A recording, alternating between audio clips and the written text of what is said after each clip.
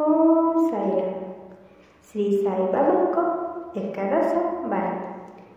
शिरडी माटी पाद देवा मात्रे जेकोसी व्यक्तिर समस्त दुख और क्लेशर अवसान घटव।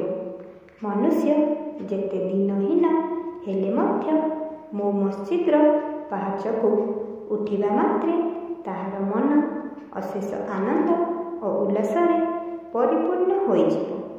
मु एही मोर शरीर त्याग करिबा परे मध्य सर्वदा क्रियाशील और शक्तिमत होई रहिथिबि। मो भक्त माने जेतेबेले चाहिबे सेतेबेले मो समाधि कथा कहिबो और सेमानकु आशीर्वाद देबो। समाधि भितर ही मु कर्मक्षम और शक्तिमत होई रहिबि।